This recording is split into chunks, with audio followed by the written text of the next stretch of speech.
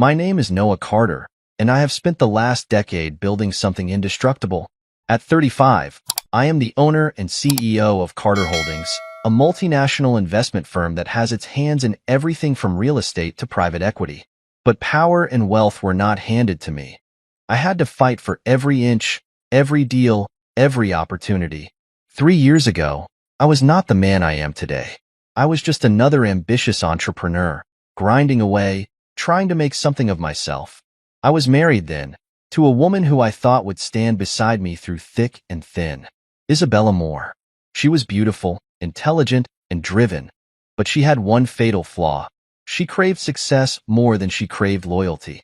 At the time, Carter Holdings was still in its infancy, and though I had vision and potential, I was not the man at the top. Not yet.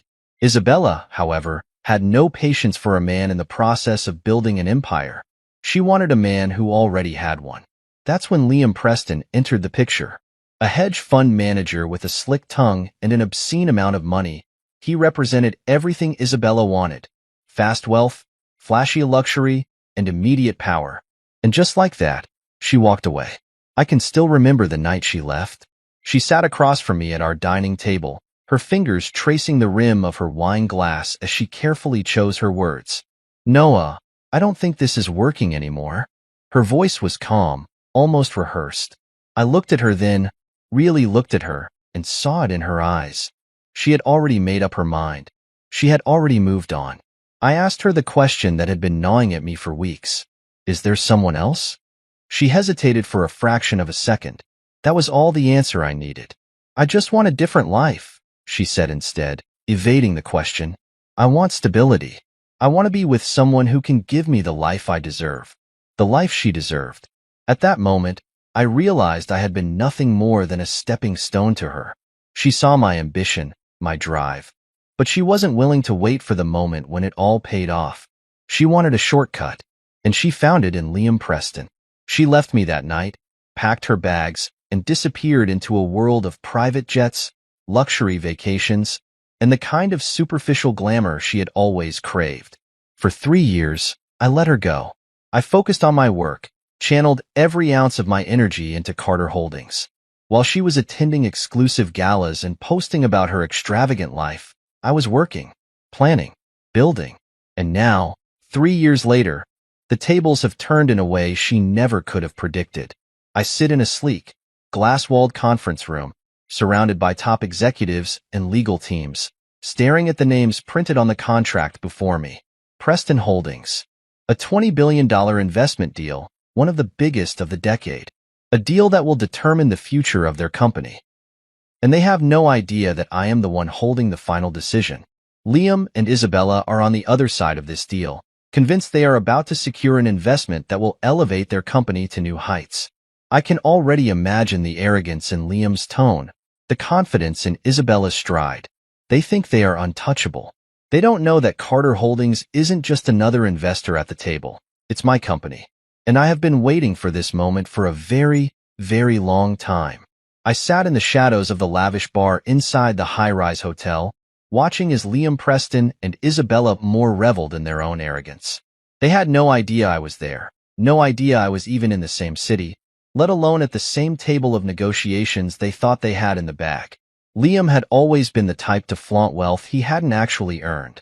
Unlike me, who built my company from nothing but hard work and calculated risk, he had inherited his initial capital through family connections, leveraged it recklessly, and rode the market like a spoiled gambler who never imagined he could lose.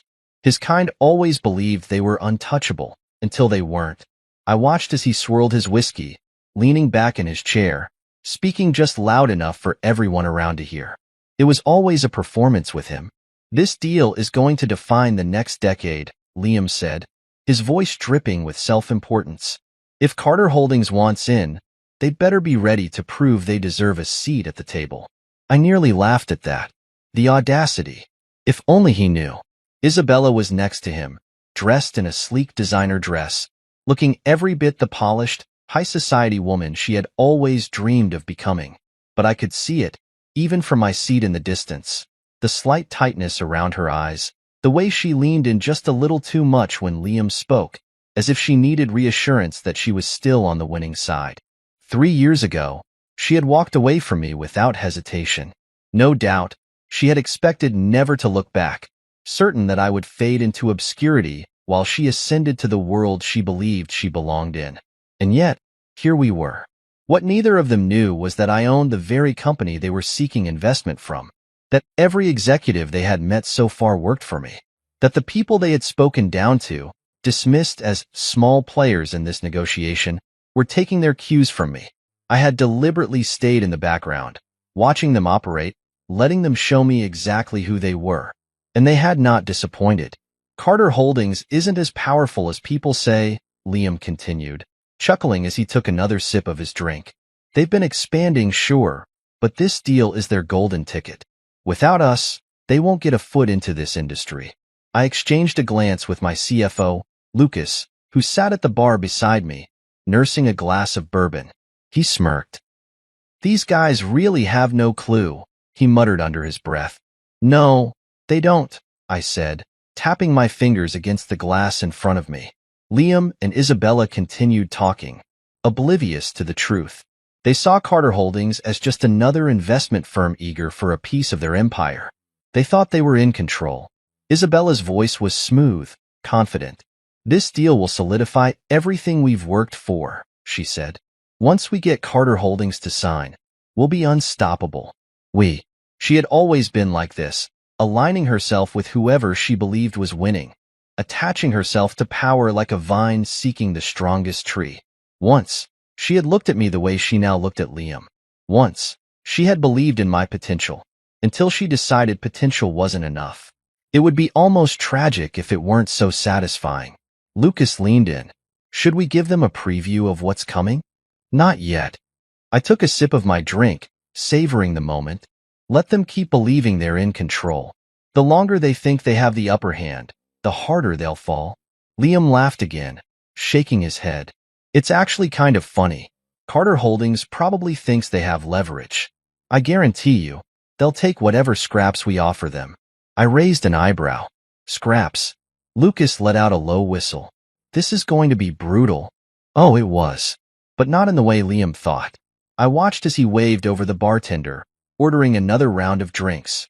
He was celebrating already, convinced of his own invincibility. And Isabella? She was glowing, her gaze filled with admiration as she clung to the man she had chosen over me. I wonder how she will look when she realizes the truth. When she finds out that the man she left in the dust now held the fate of her entire world in his hands. They thought this deal would make or break Carter Holdings. What they didn't realize was that it would actually break them. Liam leaned back, lifting his glass in a mock toast. To the future, he said, smirking. I smiled to myself, lifting my own glass from my spot at the bar. To the future, I murmured, because in less than 24 hours, their future would belong to me. The boardroom was a glass-walled masterpiece, towering above the city skyline. The conference table stretched long, polished to perfection, surrounded by high-backed leather chairs that screamed power and wealth. Everything about this room was designed to impress, to intimidate, to set the stage for the kind of high-stakes decisions that shaped entire industries.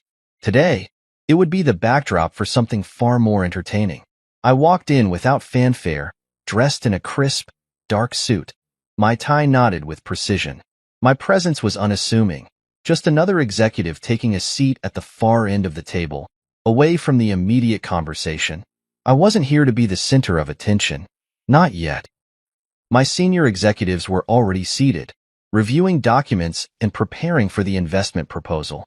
I had deliberately instructed them not to reveal my identity just yet. I wanted to watch. I wanted to see how they carried themselves when they thought they were in control. And just as expected, Liam and Isabella entered like they owned the place. Isabella stepped in first, her heels clicking against the marble floor with practiced confidence. She wore an ivory-colored business suit, her hair in loose waves, and her expression radiated power, or at least the illusion of it. She had always been good at appearances. She carried herself like a woman who had it all, but I knew better. That confidence would crack soon enough. Liam followed, his usual smirk in place. wearing an expensive charcoal suit with cufflinks that probably cost more than most people's rent. He carried himself like a man who had already won, like a king stepping into his own castle. I sat motionless, my hands folded in front of me, watching. They didn't even glance in my direction. They didn't recognize me. I had expected as much. It had been 3 years, and I had changed. I had refined everything about myself, my presence, my demeanor, my entire approach to power. I wasn't the struggling entrepreneur Isabella had walked away from. I wasn't the man trying to prove his worth. I was the worth. "Let's get started, gentlemen," Liam said smoothly as he took his seat, exuding confidence. He leaned back, adjusting his watch, another expensive accessory that symbolized his wealth. "I assume Carter Holdings has already reviewed the investment proposal. We're here to finalize the terms." I remained silent, letting my CFO, Lucas, lead the conversation. Lucas nodded, flipping through the thick packet of documents in front of him. "We have reviewed everything, yes? But before we move forward, we need to clarify a few things." Liam barely concealed his irritation. He didn't like to be questioned. "There's not much to clarify," he said. "The terms are all outlined. Carter Holdings wants in. We welcome the investment. This is a once-in-a-lifetime opportunity, gentlemen. Preston Holdings is set to dominate the next decade." Lucas smirked slightly, casting a glance in my direction before looking back at Liam. "We appreciate the enthusiasm," Lucas said coolly. "But Carter Holdings doesn't rush into deals based on excitement alone." Liam's smirk tightened. "Excitement?" He let out a short laugh. "This isn't about excitement. It's about numbers. The projections speak for themselves. If you're hesitating, maybe Carter Holdings isn't as bold as we thought." I saw it then, the subtle flicker in Isabella's expression, the way her eyes darted toward Lucas, calculating. She had always been smart. She knew something was off. "We were under the impression that Carter Holdings was eager to expand into this sector," Isabella said, her voice smooth. "Our investors were told this was a priority acquisition. Are you suggesting otherwise?" Lucas chuckled under his breath. "Oh, it's a priority, all right." Liam frowned. "Then what's the holdup?" I let the silence stretch for a few seconds before I finally spoke. "The holdup is that we're still deciding if it's worth our time." The shift in energy was instant. Isabella's head snapped in my direction. Liam furrowed his brows, finally registering that someone else had spoken. I leaned forward, my hands resting on the table, and met their stares head-on. Recognition dawned in Isabella's eyes first. Her lips parted slightly, confusion flickering across her expression. She knew. She knew my voice. And then, realization crashed into her like a tidal wave. Her breath hitched. "Noah," she whispered, disbelief coating her voice. Liam blinked, his confidence wavering for the first time. "Wait," his eyes scanned my face, as if trying to reconcile the memory of the man he had once dismissed with the one sitting before him now. I smiled, slow and deliberate. "It's been a while." Isabella looked as if she had seen a ghost. Liam, however, recovered quickly, forcing out a chuckle. "Well, this is unexpected." He tried to mask his unease with casual arrogance, but I could see the tension in his jaw. "I had no idea you were involved with Carter Holdings." "You wouldn't," I said simply. He let out another forced laugh, leaning back in his chair. "So, what are you, a junior partner here? A consultant?" I tilted my head slightly. "Something like that." His confidence returned. He thought he had figured me out. "That's great," he said, his smirk resurfacing. A familiar face. "That should make this deal easier." I chuckled. "Should it?" Isabella was still staring at me, her face pale. You're with Carter Holdings?" I met her gaze, holding it steady. "Not quite." Liam scoffed, waving a hand. "Look, I don't care what role you have here, Noah. This deal is a golden opportunity. And I assume your bosses will want to hear what we have to offer." Lucas coughed into his fist, barely suppressing his amusement. I exhaled slowly, then leaned back in my chair. "I am the boss." Silence. A thick, suffocating silence filled the room, pressing down on them like an unbearable weight. Isabella's face drained of all color. Liam's smirk vanished. His lips parted slightly, but no words came out. I watched the realization settle over them, the moment when the truth hit like a wrecking ball. I wasn't a junior partner. I wasn't a consultant. I wasn't an executive taking notes for someone else. I was the owner, the CEO, the man who held their entire future in his hands. Liam swallowed hard, his bravado crumbling at the edges. You! His voice cracked slightly before he forced himself to straighten. You run Carter Holdings? I smiled, unbothered. Surprised? Isabella inhaled sharply, still struggling to process. Her hands clenched slightly on the table. How? How is that possible? I shrugged. 3 years is a long time. Liam opened his mouth, then closed it. His mind was scrambling for something, anything, to regain control of the conversation. But there was nothing, because the power he thought he had, the deal he thought he controlled, it all belonged to me now. The gala was held at one of the most exclusive 5-star hotels in the city. A sprawling venue adorned with crystal chandeliers, polished marble floors, and a breathtaking view of the skyline from its open-air terrace. It was the kind of event designed to exude power and exclusivity, a gathering of business moguls, investors, and industry leaders. And tonight, it was the stage for something far more entertaining. I arrived fashionably late, stepping into the grand ballroom with quiet confidence. The crowd was already thick with the elite, sipping expensive champagne, exchanging fake pleasantries, and basking in their own wealth. The atmosphere buzzed with the sound of clinking glasses, light laughter, and the murmurs of deals being brokered in hushed voices. I spotted Liam Preston immediately. He stood near the center of the room, his presence commanding attention.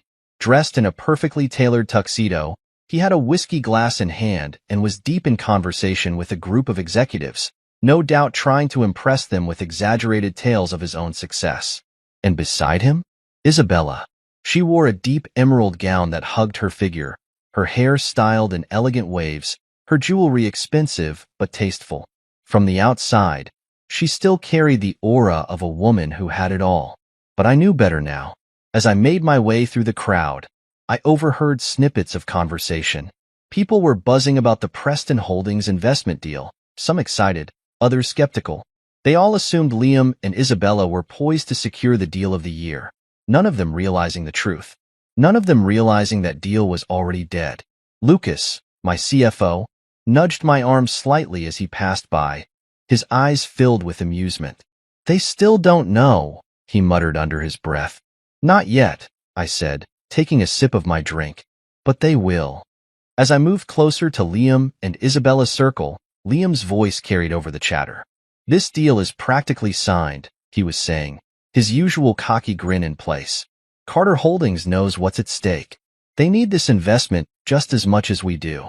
A few of the executives laughed, nodding in agreement. Isabella smiled, resting her hand lightly on Liam's arm. Once the final signatures are in place, Preston Holdings will be untouchable, she added smoothly. I chuckled to myself. Untouchable. Liam's gaze flickered toward me then, and for a brief moment, there was no recognition in his eyes. He saw just another businessman at the event, someone he didn't care to acknowledge. But then Isabella followed his gaze and froze.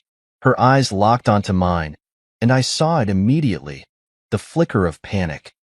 Liam frowned, glancing between us. Something wrong, babe?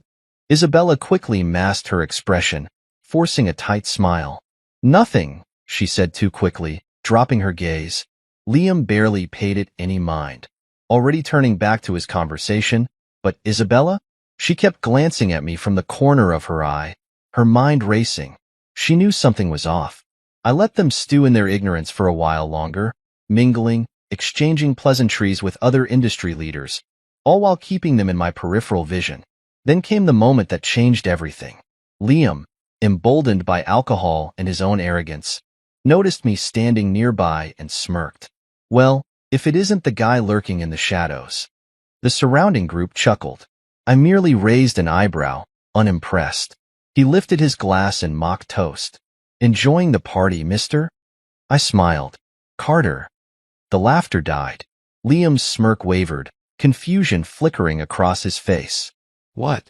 The realization dawned on Isabella first, and I saw it in her expression. the horror of putting the pieces together too late. Noah Carter, I said smoothly, letting my name settle over them like a thundercloud. CEO of Carter Holdings. The blood drained from Liam's face. His voice cracked, disbelief written all over him. The murmurs around us grew louder as people caught on to what was happening. I could see the whispers traveling through the crowd, heads turning, confusion giving way to amusement as the truth spread like wildfire. Liam swallowed, trying to recover. Well, that's quite the surprise. He forced a chuckle. Didn't expect to see you in this position. I took a slow sip of my drink. Clearly, the discomfort in his posture was delicious. But he wasn't about to back down. Not yet. Instead, he did what insecure men do best when they feel threatened. He lashed out. With a sudden, exaggerated smirk, he turned to Isabella. You know, babe, I never understood why you wasted your time with certain people. I knew what he was doing, trying to reestablish control, trying to turn the situation into a joke at my expense. I remained calm, watching him, letting him dig his own grave. And then, in front of the entire room, he did something I didn't expect. Liam grabbed a nearby glass of water, lifted it with a sneer, and threw it in my face. The cold liquid splashed over me, dripping down my face and onto my suit. The entire ballroom fell silent. A stunned hush settled over the crowd, eyes wide, mouths slightly open. No one could believe what had just happened. Liam stood there, smug, thinking he had just humiliated me in front of the city's most powerful people. I exhaled slowly, wiping my face with my hand. Then, in the calmest, steadiest voice, I said, "Then our $20 billion deal is off. Effective immediately." The silence deepened. Liam's smirk evaporated. What? I pulled my phone from my pocket, pressed a button, and let the room hear what I had been waiting for. A high-ranking Carter Holdings investor's voice echoed over the speakers. If Noah Carter doesn't approve this deal, we're pulling out of Preston Holdings entirely. Isabella's breath hitched. The air turned ice cold. Liam's hands trembled. Wait, hold on. I pocketed my phone and adjusted my suit, still damp from the water. You think you hold all the cards, Liam? My voice was low, controlled. You think you're the king of the room? I stepped forward, my presence towering over him. You thought Carter Holdings needed this deal? I let a slow, amused smile spread across my lips. You had it backwards. Isabella looked like she wanted to disappear. Liam? He just stood there, shaking his head, unable to comprehend the catastrophe unfolding before him. I leaned in slightly, lowering my voice just enough that only they could hear. I built myself from the ground up. You inherited your power.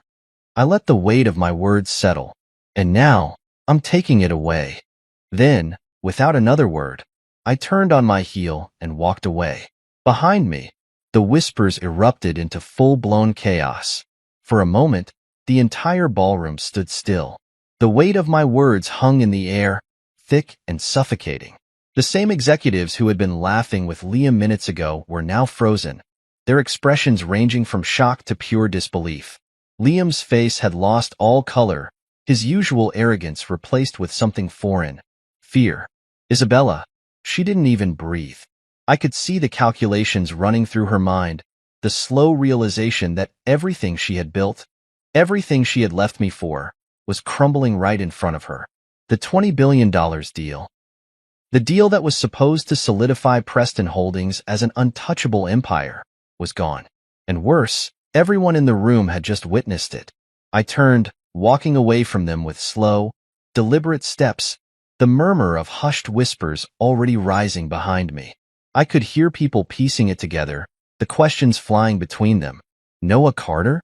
As in Carter Holdings? He was married to Isabella, wasn't he? Wait, does that mean, was he the one in charge all along? Lucas caught up with me near the bar, his lips twitching with amusement. That was brutal, he murmured under his breath. I took a slow sip of my drink. Not brutal enough. Lucas let out a short laugh, shaking his head. You do realize he's about to come undone in front of the entire city, right? I glanced back toward Liam, who still hadn't moved, his whiskey glass trembling in his grip. Isabella had turned toward him, whispering something urgent in his ear, but he wasn't listening. He was too busy watching his world fall apart. Good, I said simply. The power in the room had shifted. People were no longer looking at Liam. They were looking at me. And Liam? He could feel it. He could feel the eyes on him. Feel the way people were already starting to distance themselves, sensing the collapse before it even happened. The panic in his expression was unmistakable. I turned back to my drink, content to let the consequences unfold. But then, he snapped. You think this is over? Liam's voice rang out across the ballroom, raw and desperate. The whispers died. Slowly, I turned to face him, raising an eyebrow. Liam shoved his drink onto the table, the glass tipping over, spilling golden liquid across the expensive linens. His hands curled into fists at his sides as he glared at me, shaking with rage. You think you can walk in here and humiliate me? He spat. You think you can just take away my deal? I tilted my head. I don't think, Liam. I know. His nostrils flared.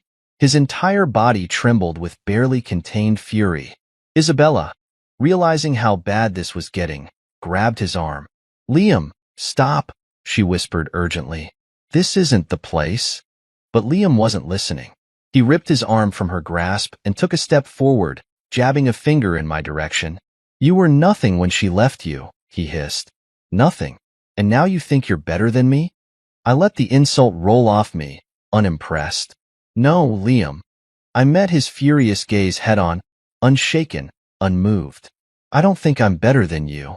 I stepped closer, lowering my voice just enough for the words to cut deeper. I know I am. The room erupted. There were gasps, murmurs. The tension in the air was thick, electric. Liam lost it.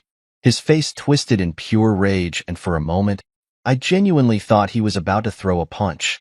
His hands twitched at his sides, his body vibrating with unchecked emotion. But then, he realized where he was.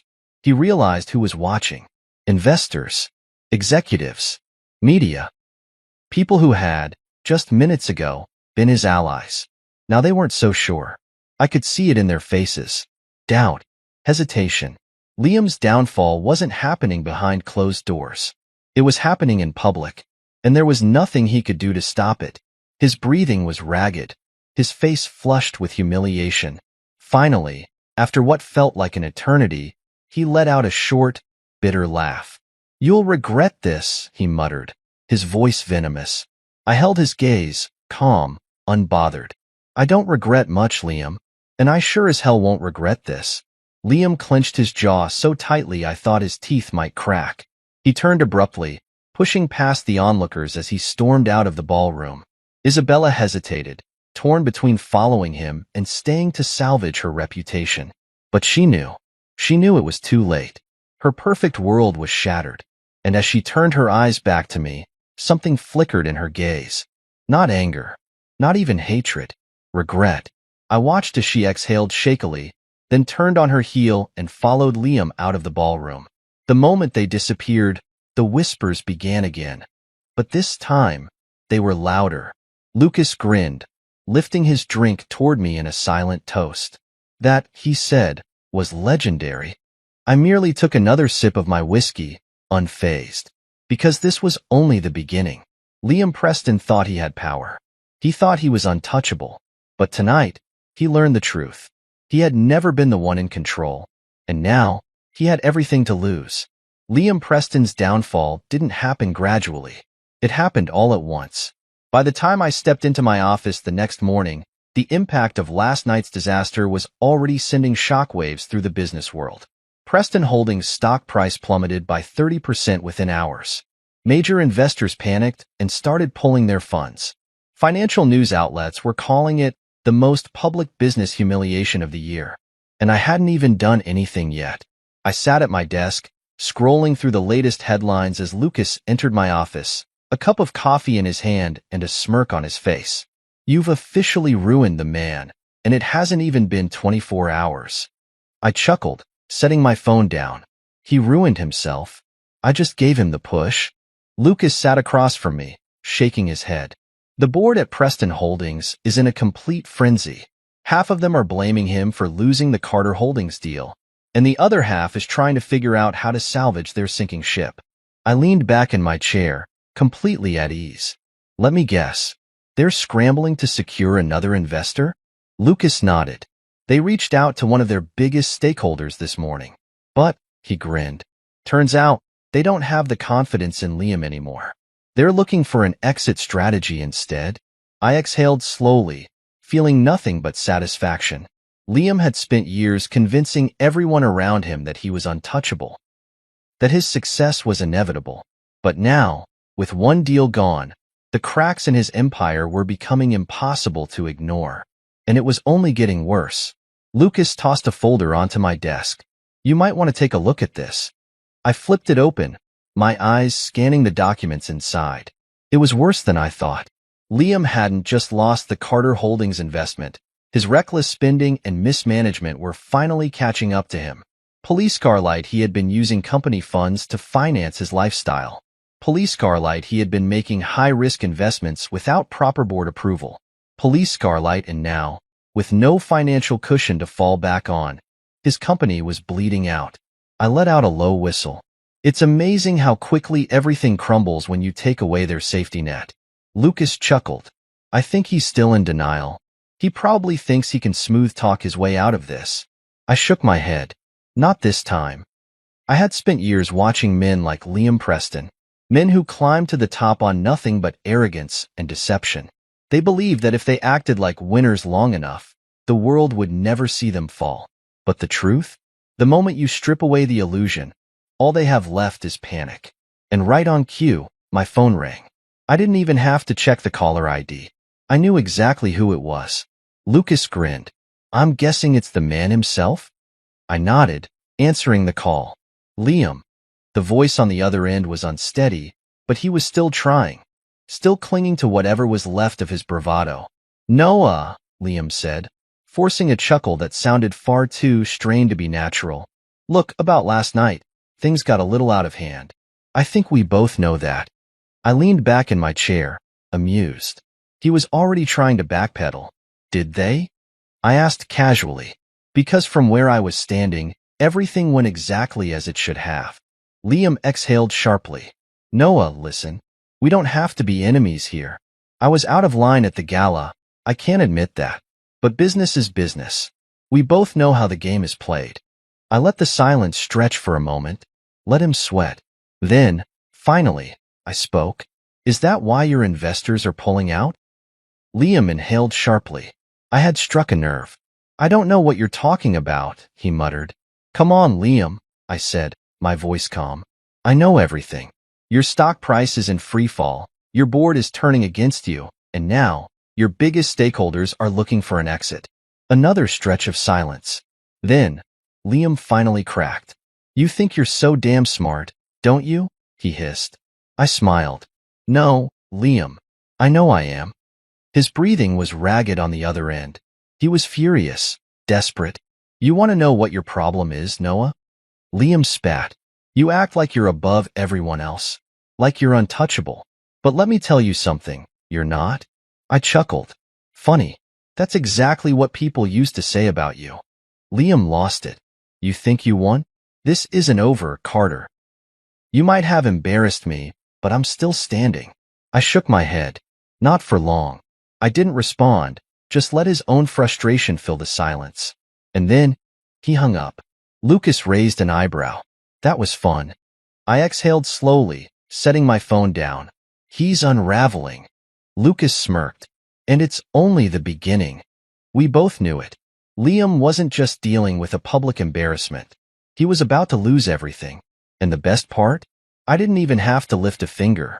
Liam Preston was a man who thrived on control.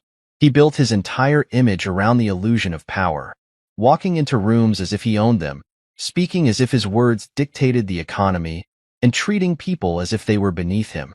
But today, for the first time, Liam Preston was powerless. By the time the sun set, Preston Holdings was in free fall. Their stock had dropped another 15% by mid-afternoon. Major investors had called an emergency board meeting. Whispers of financial fraud had reached the SEC, triggering an early-stage investigation. And Liam? He was drowning. I sat in my office, watching it unfold from a distance, listening as my team gave me the latest updates. Lucas, ever the bearer of amusing news, leaned against my desk with his tablet in hand, smirking. "The board is voting tonight," he said, shaking his head. "They're going to push him out." I leaned back in my chair, completely relaxed. Took them long enough. Lucas let out a short laugh. "They're ruthless when they smell blood. And Liam? He's bleeding out fast." I wasn't surprised. The moment confidence in a leader faltered, the sharks always circled. And Liam had made too many enemies along the way. Still, I knew men like him. He wouldn't go down without a fight. He would cling to whatever scraps of power he had left, refuse to accept the reality staring him in the face. And that's exactly what happened.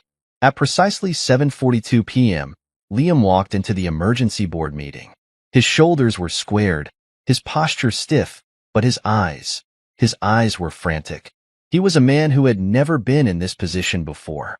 The room was filled with his own board members, men and women he had once commanded with ease. But tonight, they weren't looking at him as their leader. They were looking at him as a liability.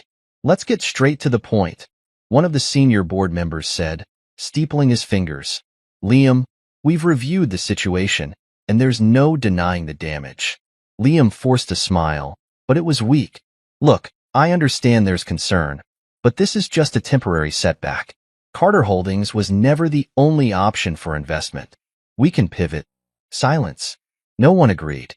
Another board member, an older woman with sharp eyes, cleared her throat. "We have reason to believe that your handling of company funds has been questionable." Liam's jaw clenched. "That's ridiculous. Every decision I've made has been in the best interest of this company." The senior board member sighed. "Liam, the SEC has already started preliminary inquiries into our financial records. If there's even a hint of fraud, we'll all be held responsible." Liam's hands tightened into fists. "You're throwing me under the bus? After everything I've done for this company?" "This company," the man said, voice cool, "is bigger than you." And just like that, the reality hit him. Liam was no longer the king. He was expendable. The final blow came from his most trusted ally, his own CFO, Mark Bennett. Mark had been Liam's right-hand man for years, the one who covered for him, who helped smooth over his reckless financial choices. But tonight, when Liam turned to him for support, Mark stood with the board. "It's over, Liam," Mark said, his voice even. "The vote is unanimous. The board has decided. You're out?" Liam staggered back. "No," he whispered. "No, you can't do this." "We just did," Mark said. "Your resignation will be announced first thing in the morning." The room fell into silence. Liam was finished. His breath came in shallow gasps, his entire body stiff as he processed the fact that he had lost everything. And then, his phone buzzed.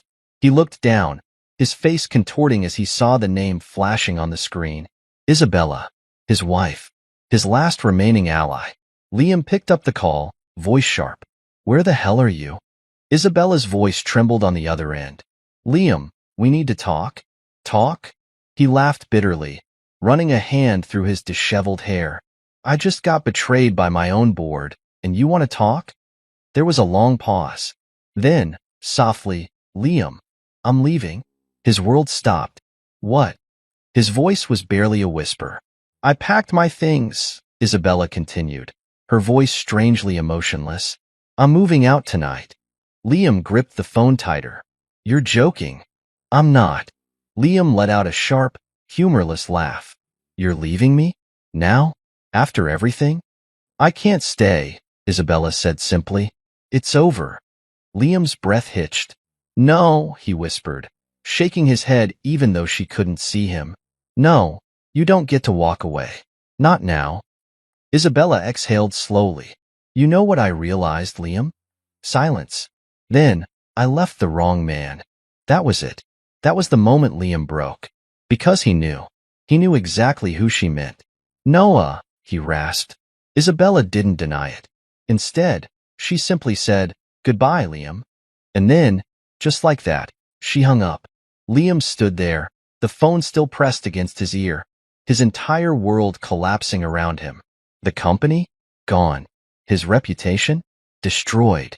His wife? Leaving. He had lost everything. And the worst part? It was all his fault. It was late when my phone rang. The office was quiet, most of my employees having left hours ago, but I remained behind, reviewing final reports and watching the inevitable collapse of Preston Holdings unfold in real time.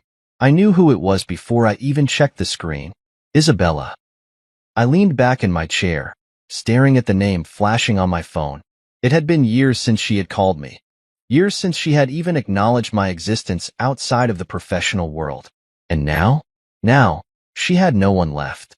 I let it ring twice more before finally answering, keeping my voice calm, controlled. Isabella. A shaky breath. Noah. Her voice wavered, as if she had rehearsed this moment in her head 1,000 times, but still couldn't find the right words. I said nothing, waiting. I made a mistake, she finally whispered. I almost laughed, not because it was funny, but because of how predictable it was. Of course, she would come back now. Not when I was struggling. Not when I was still building. Not when I was the man she deemed unworthy. Now that Liam was gone. Now that her perfect world had shattered. Now that she had nowhere else to turn. I exhaled slowly, glancing at the city skyline through my window. What do you want, Isabella? She hesitated. Liam is gone, she admitted. The board forced him out. His assets are frozen. He has nothing left. And I heard her swallow, the shame thick in her silence. I need help, Noah. There it was. I should have felt some kind of satisfaction, some kind of twisted pleasure in hearing her beg, but I didn't. I only felt indifference. Years ago, her leaving had shattered me. It had burned through my pride, my trust, and my love until nothing was left. But time had done its job. I had rebuilt. I had become more. And now, she was nothing but a voice from the past. I let the silence stretch between us, making her sit with her own words. Noah, she whispered, voice trembling. Please. I leaned forward, resting my elbows on my desk. What do you want, Isabella? I don't know what to do. She let out a shaky breath. Liam ruined everything. The house is being taken. Our accounts are frozen. I have nothing left. I smiled to myself. She wasn't calling because she regretted leaving me. She was calling because she regretted choosing wrong. I rubbed my jaw, feigning consideration. Let me get this straight. You left me for a man you thought was better, built a life with him, looked down on me while I was working for everything I have. And now that he's fallen, you think I'll just, what? Save you? Her breath hitched. Noah, it's not like that. Isn't it? I cut her off, my voice steady. Tell me, Isabella, if Liam was still rich, still powerful, would you be calling me right now? The silence on the other end told me everything I needed to know. She had no answer. I chuckled, shaking my head. That's what I thought. Noah, she whispered, her voice breaking. I know I don't deserve anything from you. I know I made mistakes. But she inhaled shakily. I was wrong about you. I see that now. I leaned back in my chair, staring up at the ceiling. Took you long enough. She let out a soft, humorless laugh. Yeah. For the first time since the call began, I heard something real in her voice. Regret. Not just for what had happened with Liam, but for everything. She had miscalculated. She had thought that wealth was the only thing that mattered. That leaving me for Liam was the smart move. But wealth meant nothing without character, without intelligence, without resilience. She had chosen the wrong man. And now, she had to live with that. I exhaled slowly. Isabella, I'm going to be honest with you. I don't hate you. I stopped caring a long time ago. Silence. I continued. You were a part of my past. But that's all you are now. The past. Her breath hitched again. I could picture her standing in some dimly lit apartment or a half-empty hotel room, staring at the walls, realizing that this was it. That there was no going back. Noah, she whispered. I don't know what to do. I closed my eyes, exhaling slowly. Then, in the same calm, even tone, I said the words she never thought she would hear from me. That's not my problem. The silence that followed was deafening. I could hear her breathing, could feel the weight of her realization settling over her like an iron blanket. There was no saving her this time. There was no second chance. She had made her choice years ago, and I had made mine. I hope you figure it out, I added simply. And then I hung up. For a long moment, I just sat there, staring at my phone. Then, slowly, a small, satisfied smile crossed my lips. Because for the first time in years, I felt free. The cafe was small, tucked away on a quiet street just outside the city's financial district. The kind of place that catered to professionals who wanted discretion, where meetings were held over overpriced coffee and whispered conversations. I sat at a table near the window, watching the world outside. The people walking past, the sound of distant traffic, the low hum of chatter from the other patrons. It was a peaceful contrast to the storm that had been brewing for the past few days. Then, the door opened, and she walked in. Isabella. She looked different. The perfectly curated image she had always maintained was gone. No designer clothes, no sparkling jewelry, no expensive perfume filling the air around her. Instead, she wore a simple beige coat over a plain blouse and jeans. She looked ordinary, and for the first time in her life, she probably felt it too. Her eyes scanned the room until they landed on me. For a moment, she just stood there, hesitating, like she was still deciding whether she could go through with this. Then, slowly, she walked over and took the seat across from me. "Hi," she said, her voice barely above a whisper. I took a sip of my coffee. "Isabella." She folded her hands in front of her, fidgeting slightly. I noticed the way she kept glancing at my face, as if searching for something. Recognition, warmth, a remnant of the man she once knew. But there was nothing left for her to find. "I appreciate you meeting me," she said, forcing a small, nervous smile. "I wasn't sure if you would." I leaned back in my chair, studying her. "Why are we here, Isabella?"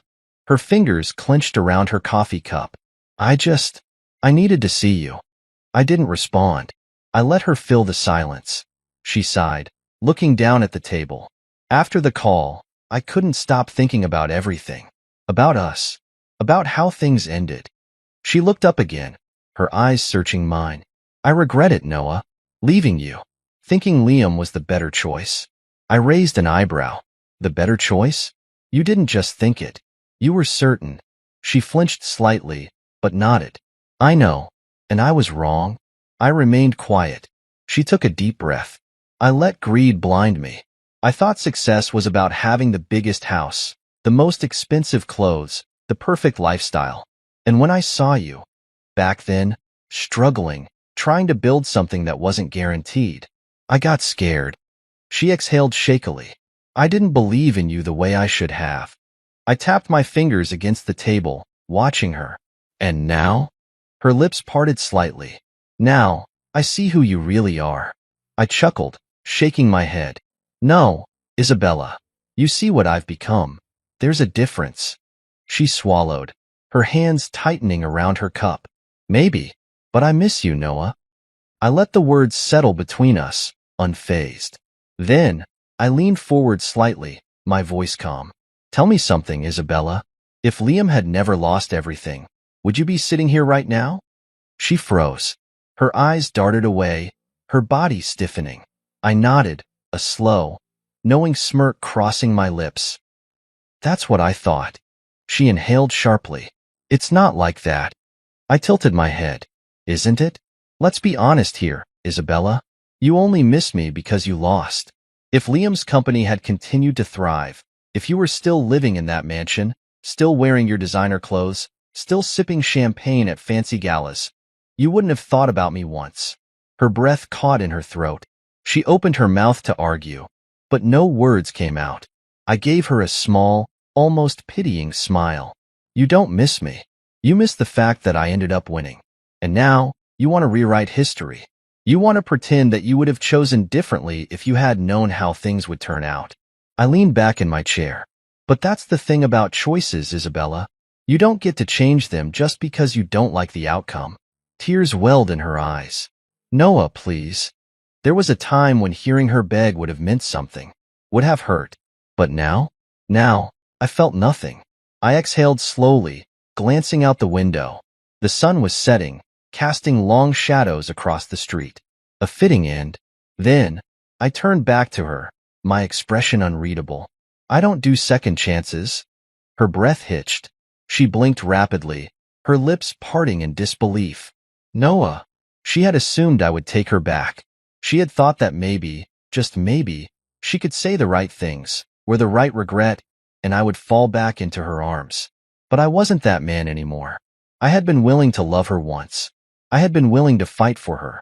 But that door had closed the moment she walked away. Her fingers trembled as she set her coffee down.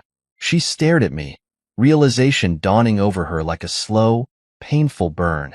I thought, she let out a broken laugh. I thought you'd still be waiting for me. I didn't even blink. I wasn't. Her shoulders slumped, the weight of her choices finally crushing her. For years, she had believed she had won, that she had made the right decision, that I was the one who had lost. But now, she knew the truth. I stood up, pulling a few bills from my wallet and tossing them onto the table. Take care, Isabella. She watched me, her eyes filled with things she would never be able to say.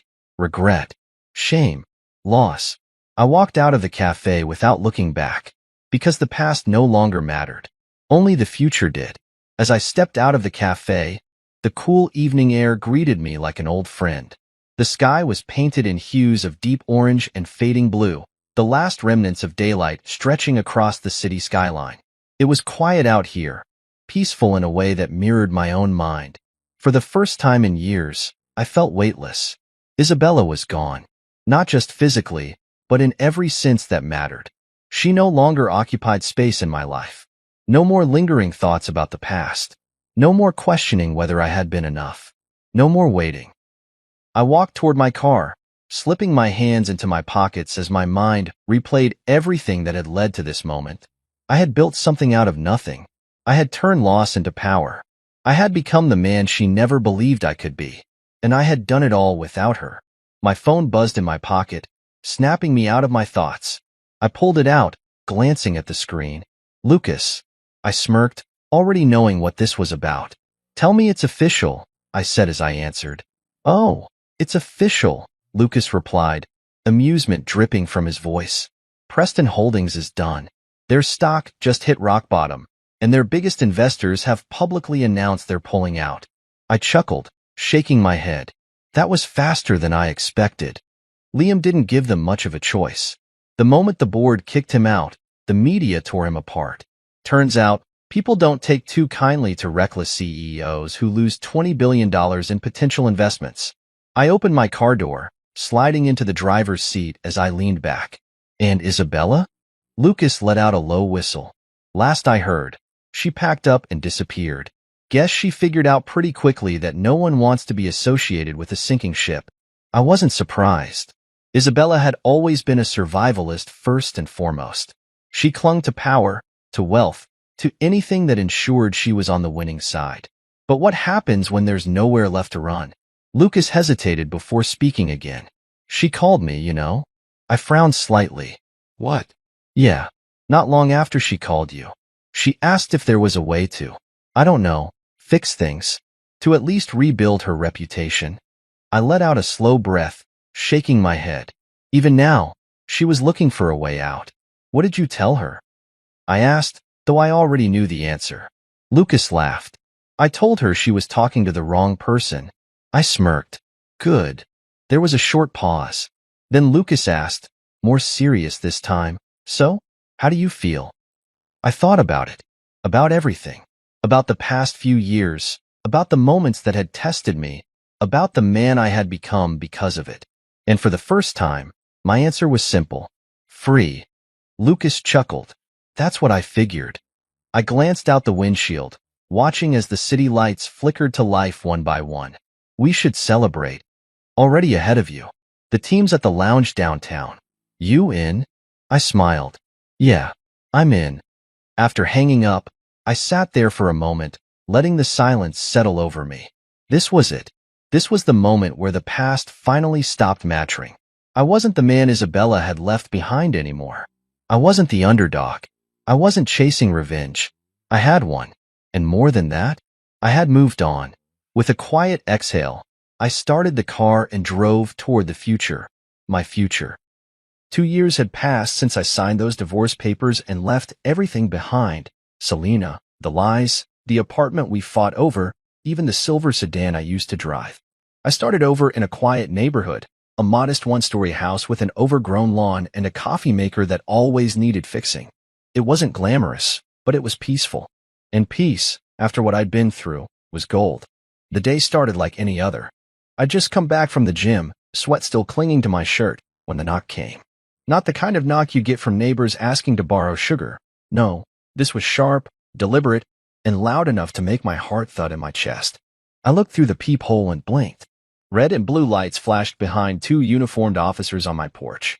My mind immediately sprinted through every possible explanation: parking tickets, identity theft, wrong house. I opened the door slowly, cautious. "Can I help you?" The taller officer stepped forward. "Are you Leo Carter?" "Yes." He exchanged a look with his partner before continuing. "Sir, we have a situation. A child was found abandoned in a vehicle registered in your name. We need you to come with us." I froze. "A child? No, that's not possible. I don't have a child." His tone didn't change. "Sir, I'm afraid we need you to come down to the station. You're currently listed as the legal owner of the vehicle. We're placing you under arrest until we can sort things out." The words hit me like a slap. Wait. What? This is some kind of mistake. I haven't owned that car in 2 years. My ex-wife took it in the divorce, checked the records. But it didn't matter. They read me my rights, cuffed me right there on my porch in broad daylight, and led me to the back of the cruiser. Neighbors peeked through curtains. One woman across the street paused mid-dog walk. I stared down at my shoes and tried not to scream. At the station, I sat in an interview room under flickering fluorescent lights, my wrist sore from the cuffs. An officer placed a manila folder on the table and slid it toward me. The child was found in a silver 2008 sedan. Still registered in your name. License plate traced back to this address. I shook my head, trying to focus. That car. Selena took it. I haven't driven it since the divorce. She was supposed to re-register it. I assumed she did. Why would she leave a child in there? The officer leaned back. That's what we'd like to know. I ran a hand down my face. Where's the child now? Taken to the ER. Mild dehydration, some bruising, scared out of his mind, but stable. They found a name tag in his backpack. Said his name is Jaden. The name meant nothing to me at the time. I was too busy cycling through panic, shame, confusion. Every corner of my life, I'd rebuilt carefully, brick by emotional brick, and now this. A child. My name. An arrest. After hours of questioning and verifying my story, they finally let me go, but not without a warning. "You're not off the hook," one officer said. "Until we know more, you're still involved. That car's in your name, and the child may be connected to you."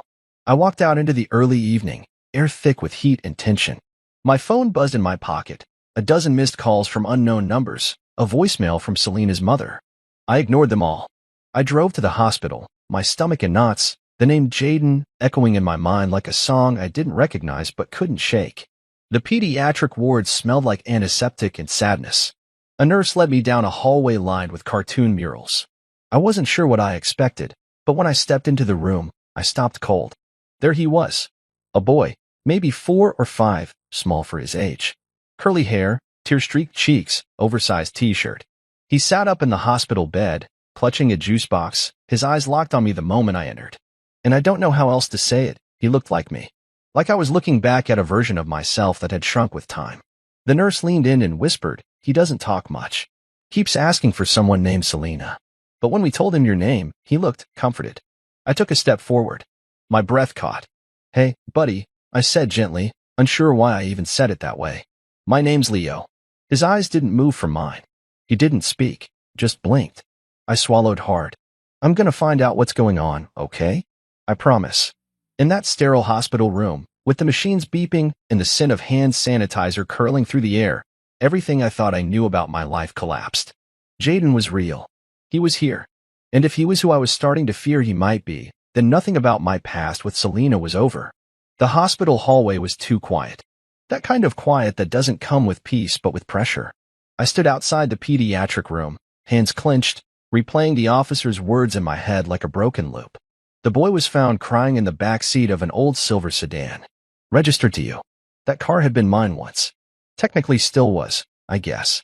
But it hadn't seen my driveway in years. After Selena and I divorced, she got the sedan, and I never looked back. She promised she'd handle the transfer. Apparently, promises didn't mean much to her anymore. The nurse walked out of the room and gave me a look, a mix of professional calm and personal concern. He's stable, shaken, a bit dehydrated. No broken bones. He's been checked top to bottom. Physically, he'll be okay. Then she leaned in a little and lowered her voice. Emotionally, that's different. He hasn't said much, but he asks for his mom every hour. Then he goes quiet again. Selena? I asked. The nurse nodded. That's the name he says. You know her?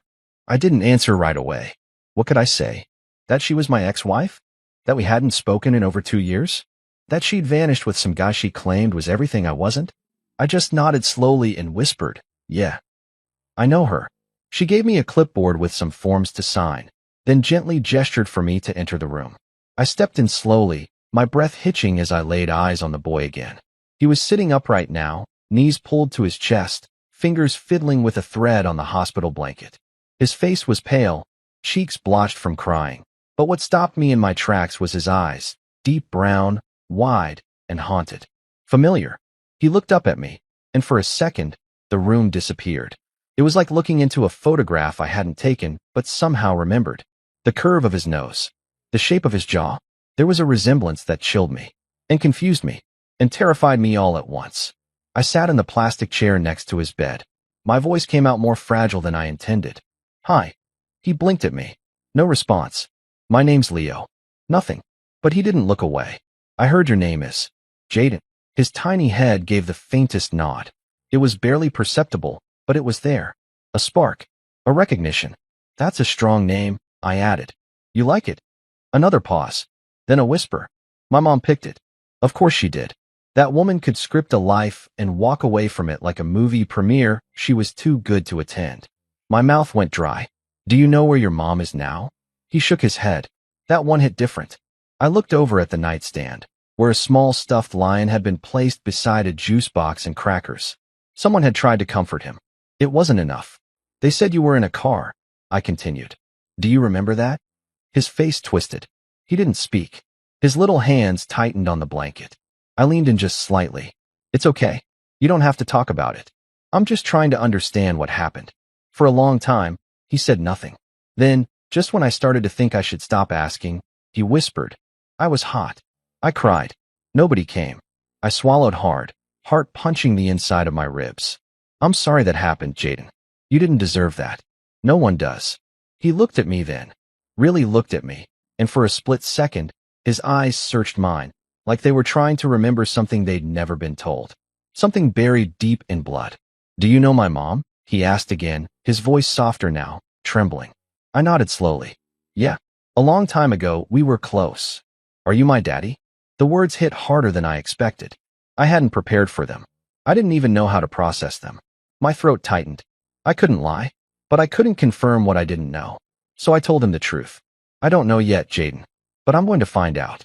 He looked down, like he didn't know whether to be relieved or scared. Maybe both. I reached out, gently, and placed my hand on the edge of his blanket. Not a touch, just proximity. He didn't pull away. I'm going to be here for you, okay? I said, until we figure all of this out. You're not alone anymore. He didn't reply. But when the nurse came in to check on him, Jaden did something small, something that I wouldn't forget. He reached out and tugged lightly on my sleeve. Like he wanted me to stay. Like, for the first time in a while, someone staying meant something. I stayed. For the rest of that night, I stayed. In a plastic chair with an aching back, unanswered questions, and a kid who might be mine. My old life was behind me. But something bigger, something heavier, was just beginning. And his name was Jaden. Jaden. The name hit me like a kick to the chest the moment the nurse said it. I had to sit down. My legs gave out on me, right there in the hallway outside the pediatric room. The name wasn't just familiar, it was sacred. Not something you hear on the street and forget 5 minutes later. It was the name Selena, and I used to whisper late at night when we were still pretending our future was real. When we still made lists of baby names, clinging to each syllable like it was a promise. Jaden had been our top choice. Back when we talked about kids as if they were inevitable, not optional. We even joked once about him inheriting my crooked smile and her thick black hair. That was before everything soured. Before lies piled up in quiet corners of our home. Before the pregnancy that never came, or so I thought. Now here I was, in a hospital hallway with that name slicing through my past like a jagged blade. I stood up and walked back into the room. Jaden was coloring quietly on a piece of printer paper the nurse had given him. The lion plush sat in his lap like a guardian. I moved closer, slower this time, careful not to spook him. He looked up at me. No words. Just those eyes again. You feeling a little better? I asked, gently. A nod. I pulled the chair closer to the bed and lowered myself into it, elbows on my knees, heart pounding. Can I ask you something? He paused, then gave another slow nod. Do you know your mom's full name? He bit his bottom lip. Selena Carter. Carter. She never changed her last name after the divorce. That detail shouldn't have meant anything, but it did. I wasn't sure if I was shaking from shock or rage or fear, but I tried to steady myself. Do you know your last name? Jaden Carter, he answered without hesitation. I had to look away, stare at the wall. Something. My chest ached in places I didn't know still worked. You're doing great, buddy, I managed to say. Thanks for telling me that. He smiled, just barely. And that smile, damn it, it was mine. Not just metaphorically. I'd seen that exact smirk in the mirror after pulling off a good joke. I felt the blood drain from my face. All I could think was, how? How could Selena have hidden this from me? I stepped out into the hallway, heart slamming. I pulled out my phone and scrolled through contacts I hadn't touched in years until I found her mother's number. I hesitated, then hit call. It rang once, twice. Then she picked up. Leo. The voice was instantly familiar, tired, older now, but definitely hers. I need answers, I said flatly. There's a boy here. His name is Jaden. Looks just like me. He says Selena is his mother. And guess what? The car he was found in? The one she left him in? It's still registered to me. Her silence spoke volumes. I need to know the truth, I continued, jaw tight. Is he mine? Her breath hitched on the other end. Leo, I didn't know she hadn't told you. I thought you knew. Knew what? That she had a son. With me. There was a pause so long I thought she'd hung up.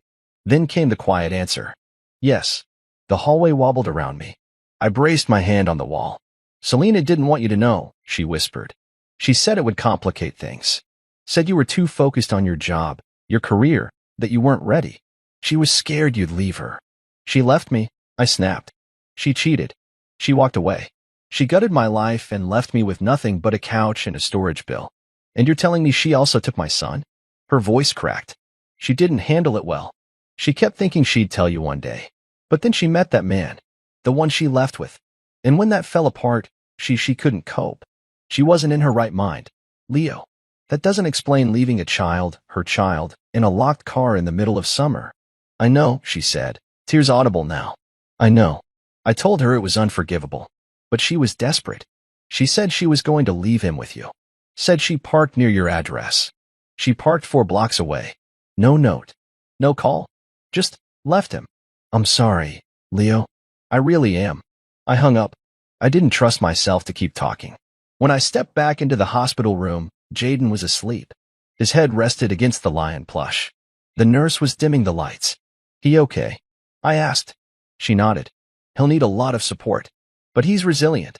And he seems to like you. I stared at him for a long time. My son. I didn't have the test results yet. But I knew. My gut knew. My bones knew. And I hated that I'd been robbed of those 4 years. His first words. His first steps. His first everything. I leaned closer, whispering into the quiet. I should have known about you, kid. I'm sorry I didn't. But I'm here now. And I won't leave. Ever. Jaden stirred, but didn't wake. I sat down again and kept watch, not as a stranger anymore, but as a man on the edge of fatherhood. It was just past midnight when my phone rang. I'd been sitting in the dark hospital room for hours, watching Jaden sleep. The steady beep of machines blended with the hum of the air conditioning, but that call sliced through the stillness like a scalpel. I didn't recognize the number, but something in my gut told me to answer. My voice was low, cautious. Hello? Leo. The voice on the other end was frantic, breaking apart between sobs. It took me a second to place it. Selena's mother, Marissa. I stood, stepping into the hallway, lowering my voice. Marissa. Oh, God, Leo. I just found out. I didn't know she's Selena. She said she was leaving Jaden with you. She said you'd understand. She left him in a car, Marissa. A car. In the heat. Alone. My words came out sharper than I meant, but the rage had been building. She didn't tell me anything. The only reason I found out is because the car's still registered in my name, and the police arrested me. I know. I'm so sorry, she cried. Selena didn't tell anyone where she was going. I thought she was with her boyfriend, but he left her, took all their money and ran. She had no job, no home. She's been living out of motels. She's not okay. I closed my eyes. Not okay is one thing. Abandoning a child is another. She panicked. Leo, Marissa whispered. She said she left Jaden at your house. No, she didn't. She left him in the back of a car with no note. That boy sat there, scared and sweating, crying until someone found him. That's not panic. That's negligence. Silence. Is he? Her voice trembled. Is he okay? He will be. But he's not asking for her. Not once. I could hear her breathing, shaky and uneven. She didn't know what else to do. She said she couldn't take care of him anymore, that she was ruining his life. She thought if she left him with you, he'd be better off. And she never thought to ask me? To call me? To give me a damn chance? I was pacing now, my heart a war drum. She stole 4 years of my son's life from me. She made that decision on her own. I know, Marissa murmured. But please, Leo, whatever happens, please don't punish Jaden for her choices. My throat tightened. I wouldn't. I couldn't. I hung up without another word. There was nothing more to say. I turned and stared through the small hospital window into Jaden's room. He was curled beneath the blanket, one hand still holding onto that plush lion, his mouth parted just slightly in sleep. My chest ached. Not just from the betrayal, not just from the loss, but from the sheer weight of what had been thrust into my life. I walked back in and sat beside him again. And for the first time, I let myself feel it all. The disbelief, the fury, the grief, the wonder.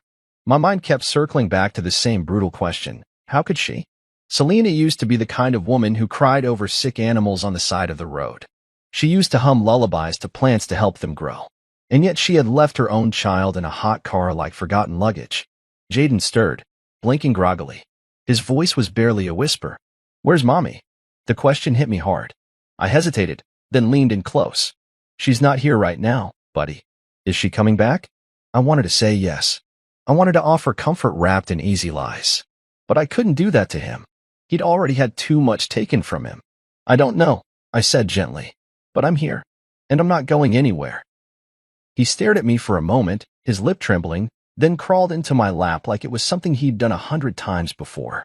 He fit there perfectly, like he belonged. I wrapped my arms around him, slowly, afraid I'd break the moment. He buried his face in my chest and let out a soft sigh. Later that night, I stayed with him until dawn. I didn't sleep. I didn't move.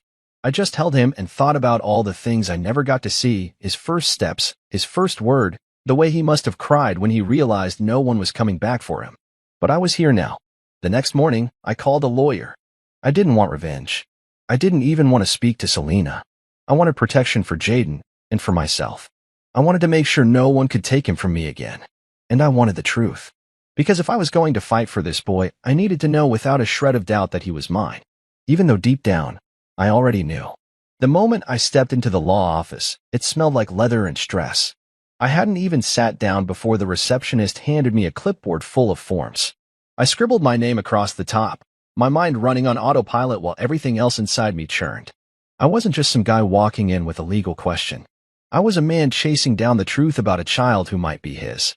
The boy was asleep in the hospital, clutching a stuffed lion like it was armor, and I was here trying to figure out how to protect him from the chaos he'd been born into.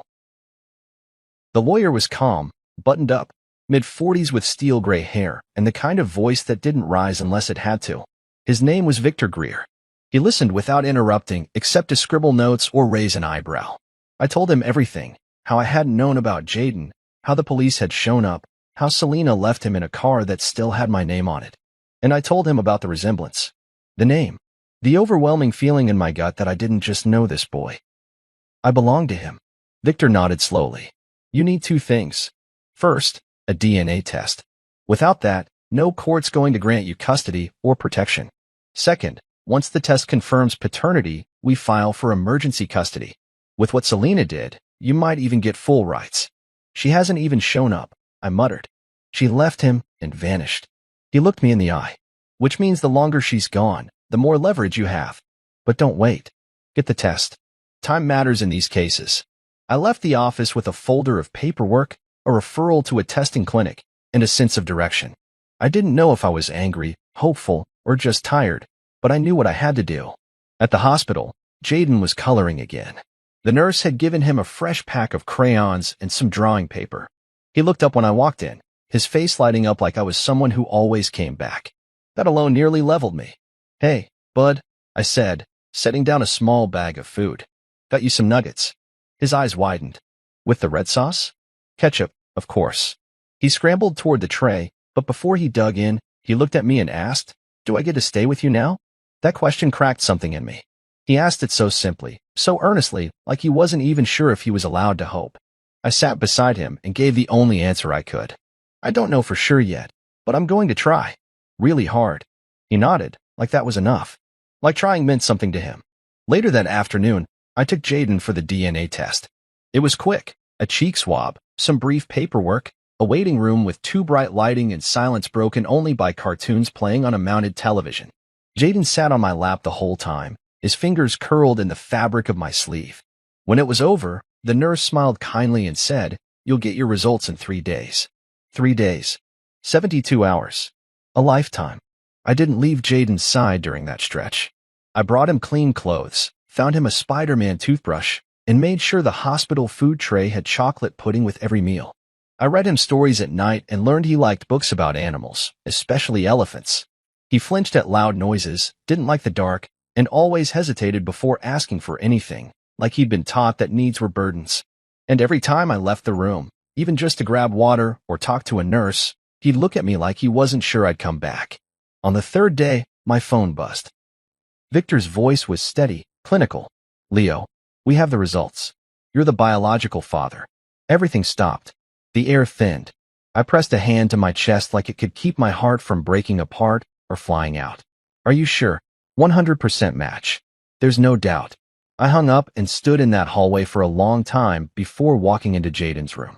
He was sitting cross-legged on the bed, flipping through a picture book, his lips silently mouthing the words. I crouched down so we were eye level. "Jaden," I said quietly, and he looked up. "Yeah." I smiled. "That test we did? It says I'm your dad." He stared at me. No immediate grin. No outburst. Just those wide brown eyes looking right into me. Then, after a long beat, he asked, "Does that mean I can stay with you forever?" I nodded, eyes burning. "Yeah, that's exactly what it means." He didn't say anything else. Just leaned forward and wrapped his arms around my neck with a kind of certainty that made my knees go weak. It wasn't loud. It wasn't dramatic. But in that tiny gesture, everything changed. I wasn't just a man chasing answers anymore. I was his father, and there was no turning back. I didn't know how to be a father. Hell, I barely knew how to be an adult most days. My apartment wasn't built for children. It had sharp corners, cables tangled behind every piece of furniture, and a fridge that contained more beer than groceries. The walls were blank. The guest room was used for storage, and the only kid-friendly thing in my house was a dusty copy of the Lion King DVD that came free with my old TV. But the moment Jaden looked up at me and said, "Do I get to stay with you now?"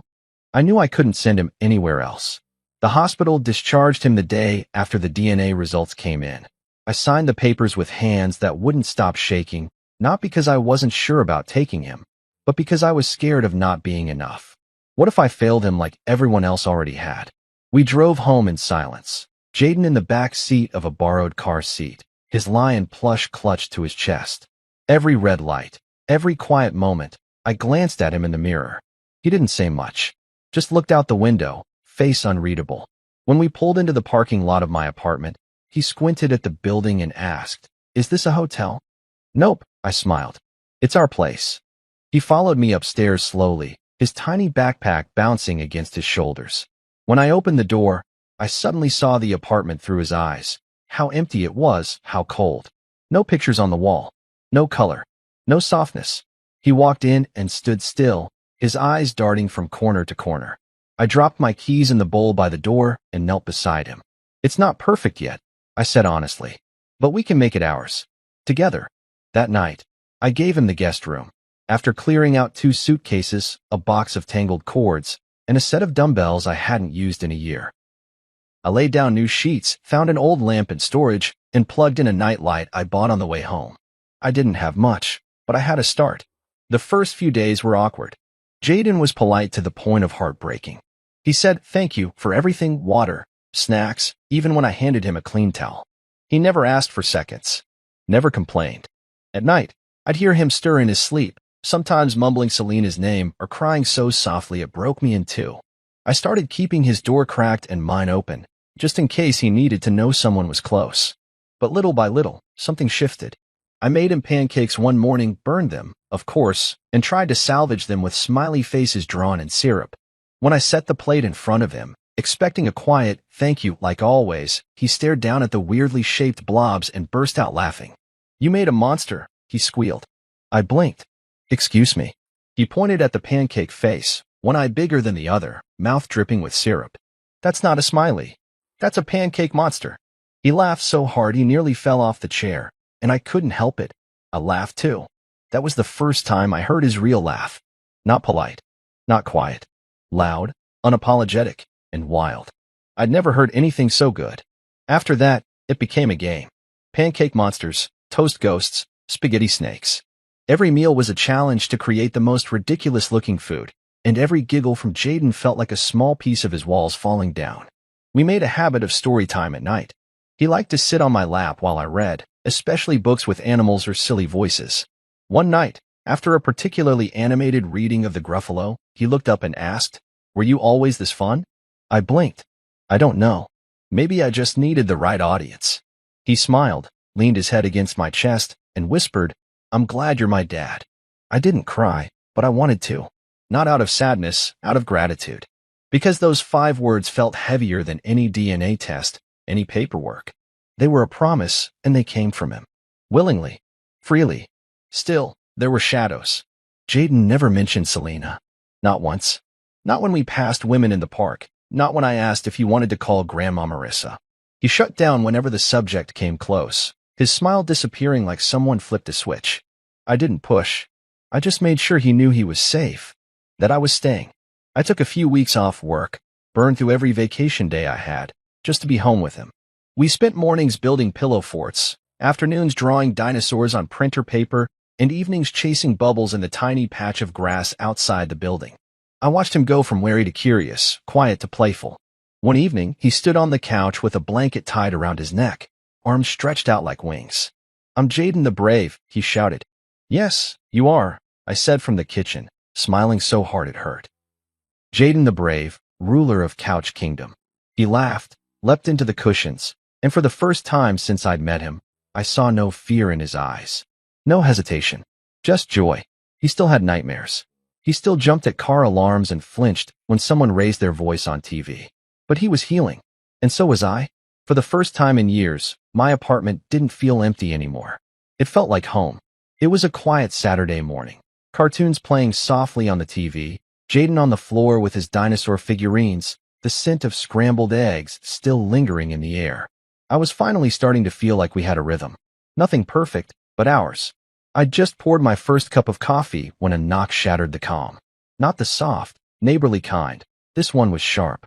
Intentional. Demanding. I opened the door, and the last person I expected to see was standing there. Selena. Hair pulled into a frizzy bun, her clothes clinging to her like they hadn't been washed in weeks. Her eyes were sunken, skin pale, lips cracked. She looked like a ghost of herself, if the ghost hadn't slept in days and carried a storm in her chest. My grip on the door tightened. "What are you doing here?" Her eyes flicked past me into the apartment. "He's here, isn't he?" I stepped in her line of sight. "What do you want?" She raised her chin, defiant despite the tremble in her stance. "He's mine. I made a mistake, Leo. A terrible one. But I'm his mother, and I want him back." I laughed. Not because it was funny, but because the nerve of her felt like a punch to the ribs. "You left him in a hot car, Selena. No water. No goodbye. Not even a damn note. You don't get to show up like it was a bad dream you're ready to wake up from." I was desperate, she snapped. I had nowhere to go. No one was helping me. "And your solution was to dump your child and disappear?" I stepped out into the hall, shutting the door behind me so Jaden wouldn't hear. You didn't even check if I was home. You parked 4 blocks away. I thought you'd find him. Her voice broke, and for a moment, the defiance faltered. I panicked. He cried all night. I didn't know what else to do.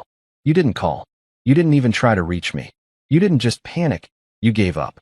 I crossed my arms. And now that I've done the hard part, now that he's safe and laughing again, you suddenly care? She met my eyes, but there was something hollow in hers. I need him back. I tilted my head. Why? Because you miss him, or because you lost whatever support system you were leeching off of? Silence. Then she muttered, they told me I could lose my benefits if I don't have custody. I didn't know it would come to this. And there it was. The truth she thought I wouldn't see. It wasn't love. It wasn't maternal instinct. It was money.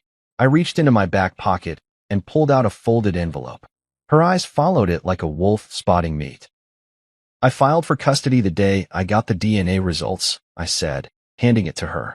Emergency order. Court date's already set. She snatched the papers and scanned them, her face draining of color. You can't do this. I already did. Her hands shook. He's my son, Leo, and he's our son. But you gave up your say the day you left him for strangers to find. He was dehydrated, bruised, terrified. And he still hasn't said your name once. Her lip trembled. You think you're a better parent because you showed up for a week? No. I think I'm a better parent because I didn't walk away. The words hung between us like barbed wire. She reached out, trying to touch my arm. I stepped back. Don't, I said. You don't get to rewrite history now. I'll fight you in court. Go ahead. But bring more than excuses and tears. She turned to leave, then paused. Tell him I said hi. I didn't respond. I just watched her go, barefoot in flip-flops, limping slightly, shoulders hunched like the weight of her choices was finally catching up to her. And for the first time since Jaden entered my life, I didn't feel anger. I felt pity. Because whatever part of her once loved that boy, it had been buried under years of selfishness and regret. I went back inside. Jaden looked up from the couch. Who was it? I knelt beside him, brushing a curl from his forehead. Nobody important, buddy. He nodded like he already knew. Can we finish our dinosaur story? I smiled. Absolutely. We picked up where we left off, 2 raptors cornered by a T-Rex, with Jaden narrating in a deep, dramatic voice. And as he laughed and roared and waved his arms in excitement, I realized something else. He was choosing joy over memory. He was choosing now over then. Selena could scream about her rights. She could weep in front of a judge. But Jaden had already chosen who felt like home. And it wasn't her. The courthouse smelled like dust and nerves. The kind of place where people's lives got divided by paper and gavel strikes. I sat at the front bench beside Victor, my lawyer, watching as Selena took the stand like a character in a story she hadn't rehearsed enough. She wore a pale blue blouse, ironed but ill-fitting, and too much makeup that couldn't hide the bags under her eyes. Her hands trembled as she reached for the glass of water beside her, trying to maintain the illusion that she had it together. Victor leaned toward me and whispered, "Let her talk. The more she explains, the deeper she'll dig." I nodded, my eyes not leaving her. I didn't feel angry anymore. That had burned out. What I felt now was something colder, resolve. The judge, a woman with steel-gray hair and a voice that cut through noise like a razor, looked over her glasses. "Miss Carter, please tell the court why you left your son unattended in a car registered to your ex-husband, without informing anyone of his whereabouts." Selena's voice wavered. "I was under immense stress. I lost my job, my partner left me, and I didn't have any income. I thought Leo would find Jaden. I parked near his address. I thought it was safer than a shelter." Victor didn't interrupt. He sat calmly, flipping through the file in front of him. The judge continued, her expression unreadable. "Were you aware that your son was found in a vehicle on a 90-degree day, with no food or water, and that the car was locked?" "I didn't mean to hurt him," she said quickly. I didn't know what else to do." That was her defense. A shrug of desperation. When it was our turn, Victor rose like he'd been waiting for this moment all week. He approached the bench with quiet control and opened our folder. "Your Honor, we're not here to punish Miss Carter for being poor or struggling. We are here because of her choices. Choices that endangered a 4-year-old boy's life. This isn't about a single mistake. This is about a pattern of avoidance, neglect, and abandonment." He handed over the documents one by one. "We have the police report. The hospital intake form listing mild dehydration and bruising. Surveillance footage showing no one returned to the vehicle for over 3 hours. We also have medical records indicating this child has not seen a pediatrician regularly since birth. Selena squirmed in her seat. Victor turned toward the gallery, where I sat with Jaden on my lap. And finally, Your Honor, we have the child's own behavior. Jaden has been in Mr. Carter's care since the incident. He sleeps through the night, attends pre-K without issue, and has formed a secure bond with his father. He does not ask for Miss Carter. He shows signs of emotional trauma, yes, but also signs of healing. The judge paused, staring at us both. Then she looked at Selena. Do you have anything else to say before I make my decision? Selena stood, tears forming. He's my baby, she whispered. He's the only good thing I ever had. I know I messed up, but I want another chance. The judge let the silence hang. Then she adjusted her glasses, cleared her throat, and spoke. Miss Carter, your struggle is evident, but it does not excuse the reckless endangerment of a child. Mr. Carter has taken responsibility where you have not. He has provided stability, care, and a safe environment. Therefore, I am granting full legal and physical custody to Mr. Leo Carter. You will have no visitation rights until such time as this court sees sufficient improvement in your circumstances and a clear plan for supervised contact. Selena gasped. No, please, no. But the judge had already turned to the next item on the docket. Selena stood frozen, her mouth moving but no sound coming out. She looked at me, desperate, defeated, and for the first time, I didn't look away. I didn't need to. She whispered, You ruined my life. I stood slowly, Jaden resting his head on my shoulder. You walked away from it, I said quietly. I just picked up what you left behind. She slumped into her chair as I carried Jaden out of the courtroom. The air outside felt fresher than it had in weeks, like a storm had passed and the wreckage was behind us. In the parking lot, Jaden stirred and looked up. Did we win? I smiled and kissed the top of his head. Yeah, buddy. We did. We drove home in silence, but it wasn't the awkward kind anymore. It was the kind of quiet that follows clarity.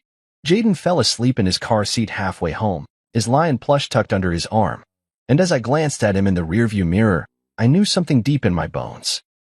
We weren't surviving anymore. We were beginning. No one prepares you for the quiet moments of fatherhood.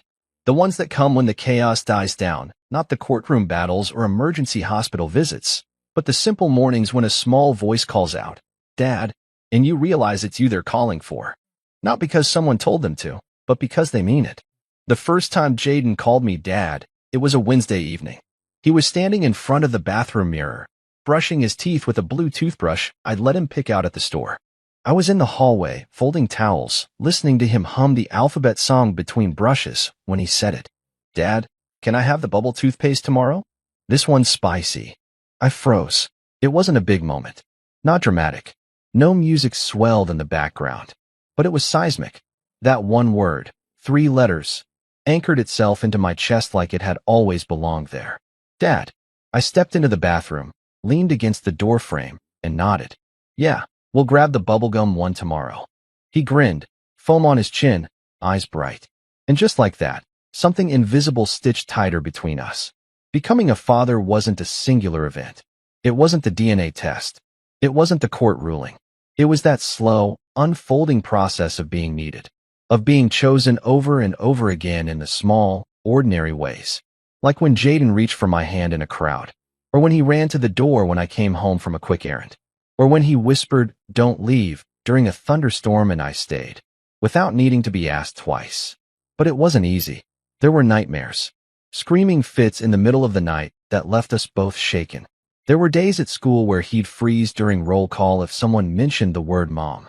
Mornings when he didn't want to eat, and nights when he clung to me like I might disappear. Trauma doesn't pack its bags and leave because the court said so. It lingers. It seeps. It tests. I got him a therapist. A kind woman named Deja who knew exactly how to sit on the floor with a child and get him to draw his feelings in crayon. Sometimes I'd hear them through the door. That's my dad, he said once, pointing to a stick figure with a crooked smile. He makes pancakes look like animals. Other times, the drawings were darker. Crayon cars with kids alone inside. Big red circles for heat. Tears drawn with such precision, it made my heart ache. We worked through it. Together.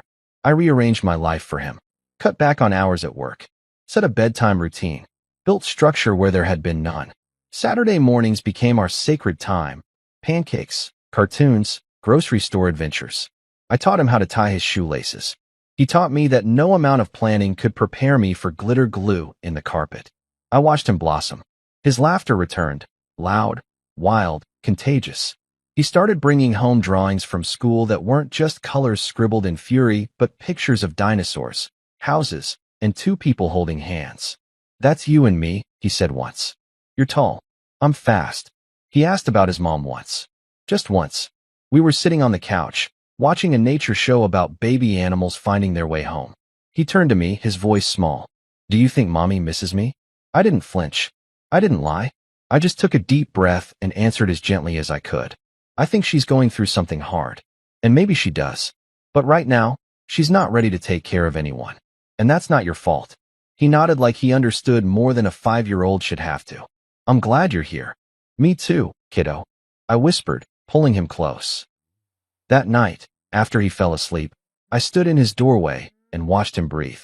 The shadows of dinosaurs danced on his walls from the projector nightlight we picked out together. He was tucked under his favorite blanket, blue with little rockets on it, and he looked peaceful. I remembered a time not long ago when that same boy wouldn't even sleep through the night. When he'd wake up crying, unsure of where he was, who he was with, or if he was safe. Now he called me Dad. He laughed in his sleep. He was healing. And so was I. I thought I had lost everything the day Selena walked out. I thought the silence that followed was the end of my story. But it turns out, the silence was just the beginning of a new one. A better one. Becoming a father wasn't about being perfect. It was about showing up. Every day, even when you're exhausted, even when you're scared, even when you're not sure you're enough. Jaden didn't need perfect. He just needed me. And I would never stop being exactly that. 5 years have passed. Jaden's 9 now, taller, sharper, full of questions that tumble out of him before he can even blink. He's got this habit of furrowing his brows when he's thinking, just like I do. He lines up his cereal box perfectly with the edge of the table. He asks why the sun sets, why some birds fly in a V, and why some people leave even when they say they love you. He's not afraid of the answers. He wants the truth. He's always wanted the truth. Last week, he told me he wanted to be a firefighter. We were at the kitchen table, working on a school project about community helpers. I just asked him who he admired most, expecting him to say his favorite teacher or a cartoon hero. Instead, he looked up and said, "I want to save people. The way you saved me." I don't think I said anything for a full minute. My throat closed up so fast I had to excuse myself and pretend I spilled something just to blink back the tears.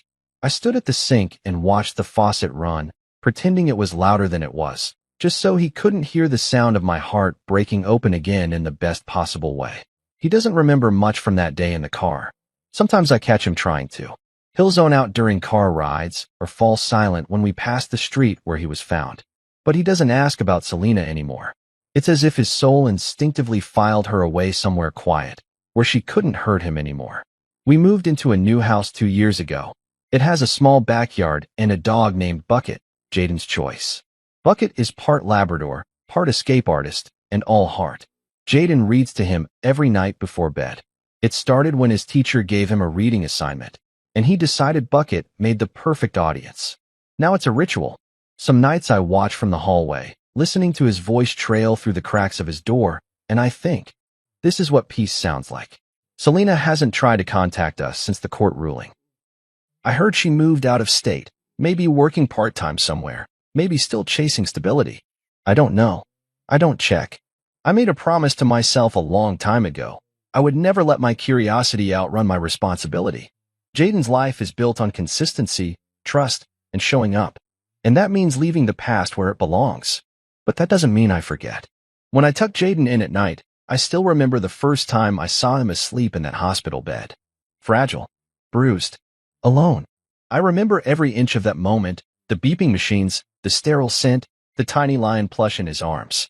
And I remember the vow I made in silence that night, to never leave. To never let him feel discarded again. I've kept that vow every day since. Fatherhood has taught me that love isn't just a feeling. It's a series of small, sacred actions. It's packing lunch with the crust cut off because he says the edges taste like cardboard. It's signing up for parent-teacher conferences even when work is insane. It's kneeling on the floor with him when he's overwhelmed, breathing with him until the storm in his chest quiets. It's learning the difference between giving space and giving up, Jaden's room is a museum of growth. Crayon art from kindergarten lines the wall next to Lego sets and fire truck posters. He wants to paint it red now. Real fireman red, he says. We'll do it this weekend, even if it gets messy. Especially if it gets messy. He's not just growing into a good boy, he's becoming a kind one. Last month, he stood up for a classmate who was being teased about her clothes. Told the other kids, "You don't know what people go through at home." His teacher called me to say how proud I should be. I already was. And sometimes, when he doesn't know I'm watching, I see him do things that make my heart ache in the best way, holding the door for strangers, tying a friend's shoelace, petting Bucket like he's the most precious creature on earth. These aren't things I taught him directly.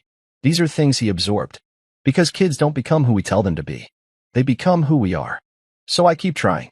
I still burn pancakes sometimes. Still get frustrated when the day runs long and the house is a mess. But every night, before I turn off the lights and kiss him on the forehead, I say the same 3 words. I'm right here. And every night, he says it back. 5 years ago, I didn't know I had a son. Now, I can't imagine my life without him. He is not a burden. He is not a mistake. He is not a story I stumbled into. He is the best chapter one never planned. And when he becomes a man, when he finally wears that firefighter's uniform or decides to become something else entirely, I hope he remembers not just the words I said, but the way I stood beside him through every storm. Because sometimes the sirens at your door aren't warnings of disaster. Sometimes they're the sound of fate finally finding you.